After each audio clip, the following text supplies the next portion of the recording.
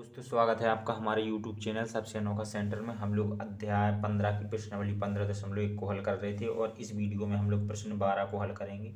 तो प्रश्न 12 में कहा जा रहा है कि प्रश्नावली 14.2 के प्रश्न 5 में जो सारणी बनाई थी उसके माध्यम से कह रहा है कि जो हमारा 0.12 से 0.16 अंतराल था उसमें सल्फर डाइऑक्साइड की सांद्रता की प्रायिकता ज्ञात कीजिए। ठीक है, तो पहले तो हम लोग प्रश्नावली 14.2 का प्रश्न 5 को देखेंगे कि हमने जो सारणी बनाई थी वो क्या थी। तो इस प्रकार से एक सारणी थी और जो ये सारणी थी ना, ये 30 दिनों में वायु में सल्फर डाइऑक्साइड की सांद्रता के आधार पर सारणी थी। ठीक है, यानी कि 0.00 से 0.04 सांद्रता वायु में जो सल्फर डाइऑक्साइड की सांद्रता 4 दिन थी और 0.04 से 0.08 वायु में सांद्रता सल्फर डाइऑक्साइड की 9 दिन थी और सल्फर डाइऑक्साइड की सांद्रता 0.08 से 0.12 कितने दिनों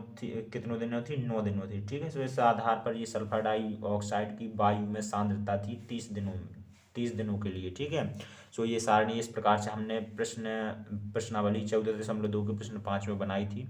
इसी आधार पर कह रहा है कि जो हमारा अंतराल 0.12 से 0.16 था उसमें सल्फर डाइऑक्साइड की सांद्रता की प्रायिकता ज्ञात कीजिए। ठीक है, तो चलिए ज्ञात करते हैं। तो सबसे पहले तो जो हमें कुल दिन थे वो कुल दिन कितने थे, 30 थे। तो यहाँ पर लिख लेंगे कुल दिनों की संख्या, कुल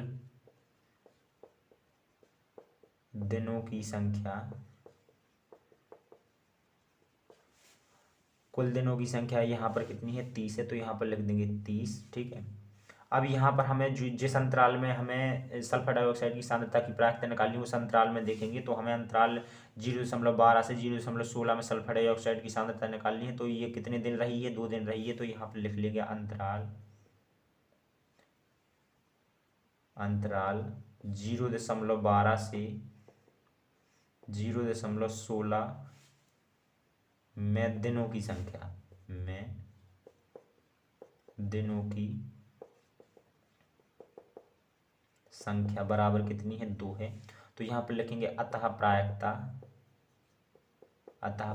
प्रायिकता के लिए सूत्र क्या होता है, अनुकूल परिणाम बटे कुल परिणाम। ठीक है, तो अनुकूल परिणाम कितने बन जाएंगे हमारे, जिसकी हमें प्रायिकता निकालनी होती है वही हमारे अनुकूल परिणाम बन जाते हैं। तो अनुकूल परिणाम कितने हमारे, 2 हैं।